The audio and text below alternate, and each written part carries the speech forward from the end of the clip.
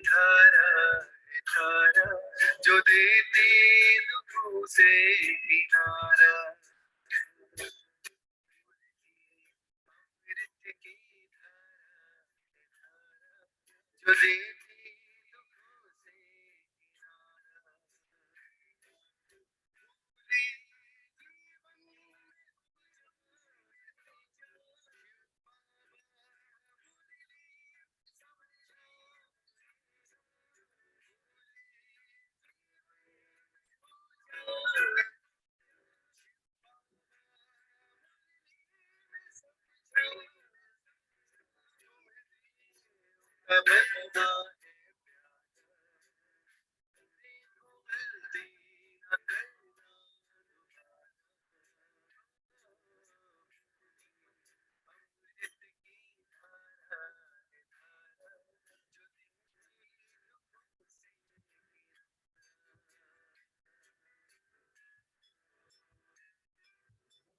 ओम शांति। ओम शांति। ओम शांति। सभी रिलैक्स होकर बैठे, बुद्धि को चारों तरफ से हटाकर पूरा ध्यान भ्रुकुटी के मध्य में। ये मुझ आत्मा का निवास स्थान है। मैं आत्मा इस शरीर की मालिक हूँ। मैं आत्मा इन कर्मेंद्रियों की मालिक हूँ। मैं कोटों में कोई और कोई में भी कोई भाग्यवान आत्मा हूँ। तो इसी नशे में स्थित होकर वाह मेरा भाग्य, वाह मेरा बाबा और वाह ये ड्रामा, हम सभी आत्माएं अपने परमपिता परमात्मा शिव बाबा के महावाक्य सुनेंगे। ओम शांति।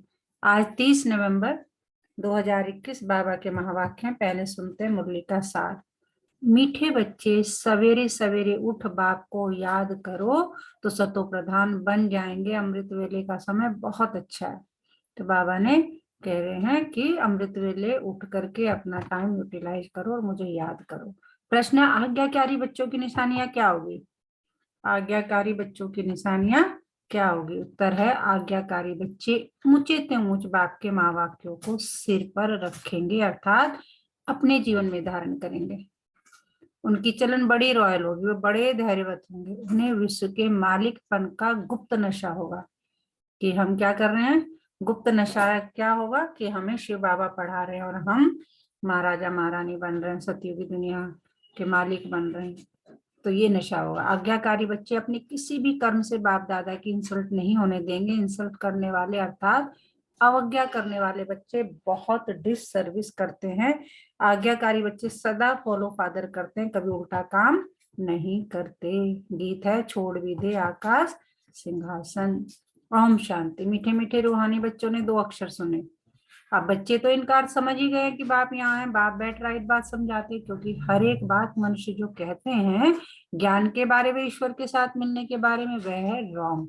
अब गीत के अक्षर सुने, छोड़ भी दे आकाश सिंहासन। लेकिन आकाश सिंहासन क्या है, ये कोई को पता नहीं है। पतित पावन को तो आना ही है। कोई कहते हैं भगवान है नहीं, कोई कहते हैं सब भगवान ही भगवान है।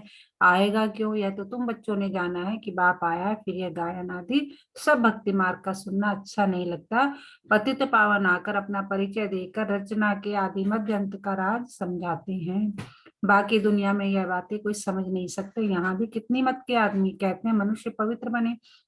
यह हो नहीं सकता। सो जरूर जब तक भगवान ना आए तब तक पवित्र कैसे बन सकते। परमात्मा ही आकर शिक्षा देते हैं और टेम्पटेशन भी देते हैं कि इसमें प्राप्ति कितनी भारी है। तुम जानते हो, बाप कहते हैं मेरा बनकर श्रीमत पर नहीं चलेंगे तो सजा खानी पड़ेगी। जैसे बाप सगीर बच्चों की चलन ठीक नहीं देखते हैं तो चमाट मार देते हैं। या बाप चमाट तो नहीं मारते, सिर्फ समझाते हैं। प्रतिज्ञा ब्लड से भी लिख कर देते हैं, फिर भी हार जाते हैं। मनुष्यों को पता ही नहीं तो पवित्र बनने से क्या मिलता है। पतित किसको कहा जाता है? बाप समझाते हैं जो विकार में जाते हैं वह पतित। मनुष्य समझते हैं विकार छोड़ना इम्पॉसिबल है। बोलो देवी देवताएं तो संपूर्ण निर्विकार थे, चित्र दिखाने चाहिए।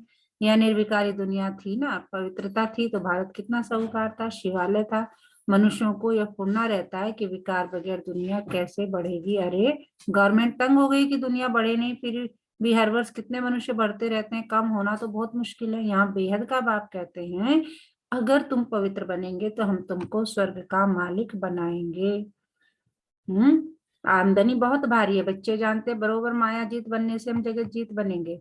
रावण को जीत राम राज्य पाएंगे, वहां यह विकार हो नहीं सकते। उनको तुमने जीत लिया ना, यह बातें कोई मुश्किल समझते, कहते हैं इसके बगैर दुनिया कैसे चलेगी। ऐसी ऐसी जो बातें करे तो समझना चाहिए यह आदि सनातन धर्म का नहीं है। जहां भी तुम भाषण करते हो तो बोलो भगवान हो। आज भगवान कहते हैं काम क्षत्रियों पर जीत पहनने से तुम जगत जीत बनेंगे। समझानी बड़ी सीधी है, परंतु फिर भी वे समझते नहीं है, समझाने वालों में अक्ल नहीं है। बाबा तो समझते हैं बच्चे रुपए में 5 आना भी मुश्किल सीखे, या तो खुद पूरे योगी नहीं बने, या तो ताकत नहीं मिलती, याद से ही ताकत मिलती है। बाबा सर्वशक्तिमान अथॉरिटी है ना, योग हो तो शक्ति भी मिले। बाबा कह रहे मुझे याद करोगे तो शक्ति मिलेगी। योग तो बहुत बच्चों का बिल्कुल कम है, सच भी कोई लिखते नहीं, याद का चार्ट नोट करें सो भी मुश्किल है। टीचर्स ही चार्ट नहीं रखती तो स्टूडेंट कैसे रखेंगे।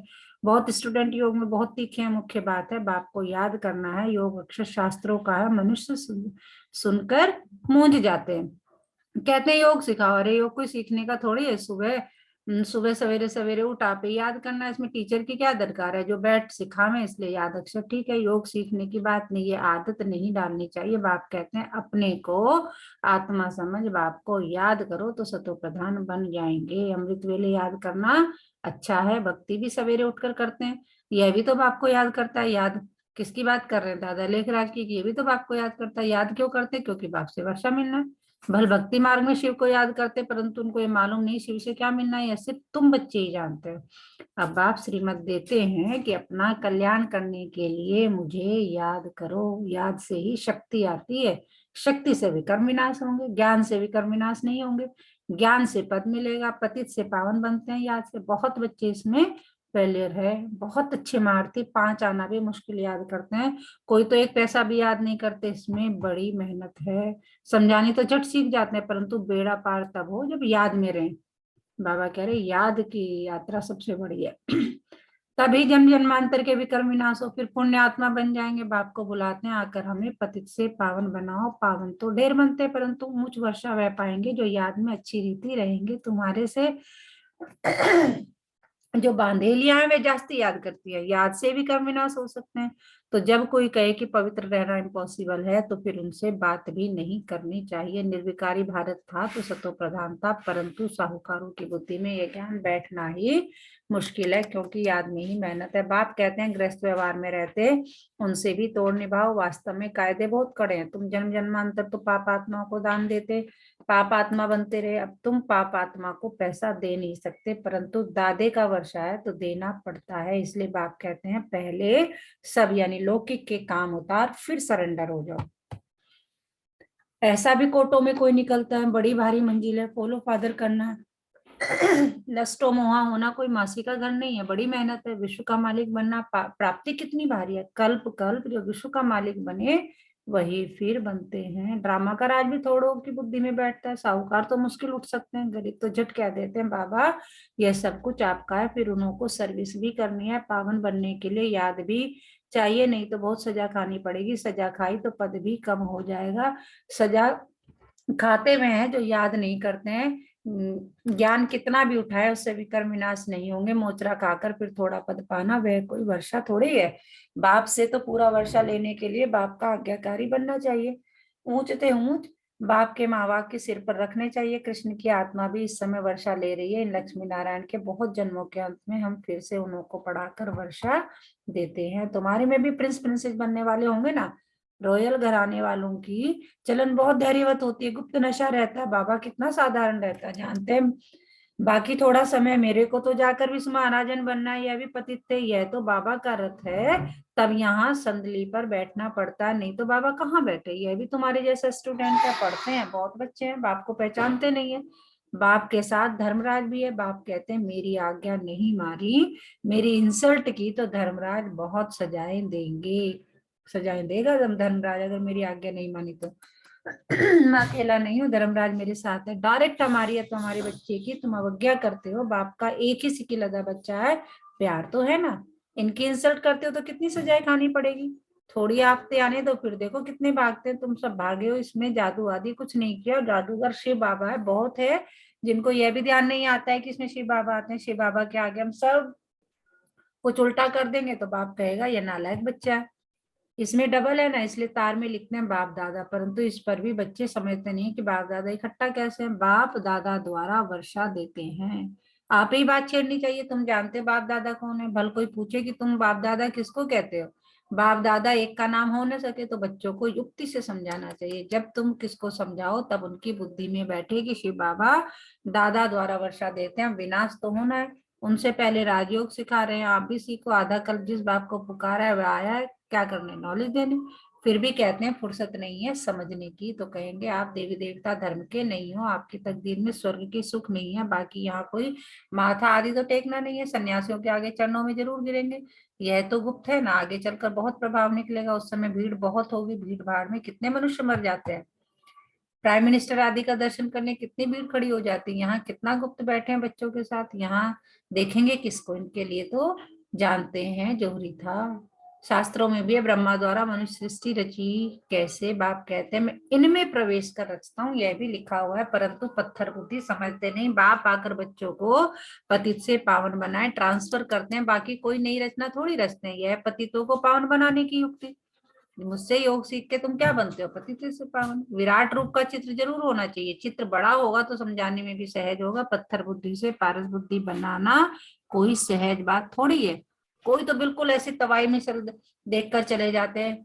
प्रजा बनने वाला होगा तो भी कुछ ना कुछ बुद्धि में बैठेगा, हम सो ब्राह्मण सो हम देवता सो हम सो का अर्थ बाबा ने कितना अच्छा समझाया। वह कहते आत्मा सो परमात्मा, बस यहाँ तुम्हारे, यहाँ तुम जानते हो हम आत्मा है ही। हम आत्मा पहले ब्राह्मण, फिर हम सो देवता, हम सो क्षत्रिय बनते हैं। हम कितने वर्णों वाले बनते हैं, हम कितने वर्णों वाले बनते हैं बाबा पूछ रहे हैं। 84 का चक्र लगाते हैं, बाकी जो बाद में आते हैं उनके लगभग कितने जन्म होंगे हिसाब निकाल सकते हो। चित्र बहुत अच्छे बाबा के दिल पसंद बनने चाहिए, 2-4 अच्छे बच्चे होने चाहिए जो चित्र बनाने में मदद करे। बाबा खर्चा देने के लिए तैयार है, फिर हुंडी आप ही बाबा भराएगा। बाबा कहते हैं मुख्य चित्र ट्रांस लाइट के बनने चाहिए, मनुष्य देख खुश होंगे, सारी प्रदर्शनी ऐसी बननी चाहिए, परंतु बच्चों को खड़ा करने के लिए बाबा को मेहनत करनी पड़ती है। बाप की याद है, मुख्य याद से ही तुम पतित से पावन सृष्टि के मालिक बन जाएंगे, और कोई उपाय नहीं। चलते फिरते बाबा को याद करो, चक्र को याद करना है। तुम्हारा स्वभाव बड़ा रॉयल चाहिए, चलते चलते कोई को लोभ, कोई को मुंह पकड़ लेता है, कोई दिलचस्प चीज पर हिरे हुए हैं, नहीं मिलेगी तो बीमार हो जाएंगे, इस कारण आदत कोई भी रखनी नहीं चाहिए। अच्छा, मीठे मीठे सिकिला दे बच्चों प्रति माता पिता बाप दादा का याद प्यार और गुड मॉर्निंग। रूहानी बाप की रूहानी बच्चों को नमस्ते। हम रूहानी बच्चों की रूहानी माता पिता बाप दादा को सर्व संबंधों से याद प्यार, गुड मॉर्निंग, नमस्ते बाबा नमस्ते। शुक्रिया बाबा शुक्रिया, हमें अपना बनाने के लिए, हमें रोज पढ़ाने के लिए, हमें पतित से पावन बनाने के लिए। तो हमारे मीठे बाबा प्यारे बाबा ने हमें आज क्या पढ़ाया, क्या समझाया, कौन बताएगा। हाँ जी। धारणा के लिए मुख्य सार, अपना कल्याण करने के लिए बाप की आज्ञा माननी है, बाप दादा की कभी भी अवज्ञा नहीं करनी है, कोई भी लोभ मोह की आदत नहीं रखनी है, अपना स्वभाव बहुत रॉयल बनाना है। सवेरे सवेरे अमृत वेले उठ बाप की याद करने का अभ्यास करना है। वरदान है याद के मंत्र द्वारा, याद के वरदान जो है आज का, अपनी मूरत से बाप और शिक्षक की सूरत को प्रत्यक्ष करने वाले अनुभवी मूरत भव। अपनी मूरत से बाप और शिक्षक की सूरत को प्रत्यक्ष करने वाले अनुभवी मूरत भव। अपनी असली पोजीशन में ठहरना, यही याद की यात्रा है। जो हूँ जिसका हूँ उसमें स्थित रहो, मैं एक आत्मा हूँ और मेरा बाप कौन है, एक परम पिता परमात्मा है जो कि शिव बाबा है। बाबा कह रहे जो हूँ जिसका हूँ उसमें स्थित रहो, इसी असली स्वरूप के निश्चय और अनेक बार के विजय की स्मृति से सदा नशे की स्थिति के सागर में लहराते रहेंगे। जब सुखदाता के बच्चे हैं तो दुख की लहर आ कैसे सकती, सर्वशक्तिमान के बच्चे शक्तिहीन हो कैसे सकते। इसी पोजीशन के अनुभवों में रहो तो आपकी मूरत से बाप हुआ शिक्षक की सूरत स्वतः प्रत्यक्ष होगी। स्लोगन क्या है, सत्यवादी वह है जिसके चेहरे और चलन में दिव्यता है। सत्यवादी वह है जिसके चेहरे और चलन में दिव्यता है। आज का मीठा मोती, अगर हर पल आप अपने खुशी के खाते को बढ़ाना चाहते हैं तो बहुत सहज है, औरों की परेशानियों को सुन शुभ भावना देते चलें कि अगर आप अपने खुशी के खाते को बढ़ाना है तो जो भी दुखी दिखे उनकी परेशानियों को सुन, उनको शुभ भावना दो, परमात्मा इनका भी कल्याण करो, ये आत्मा बहुत दुखी है। तो आज पूरा दिन किस समान में रहना, मैं बाप और शिक्षक की सूरत को प्रत्यक्ष करने वाली आत्मा हूँ। मैं बाप और शिक्षक की सूरत को प्रत्यक्ष करने वाली आत्मा हूँ। अच्छा, ओम शांति।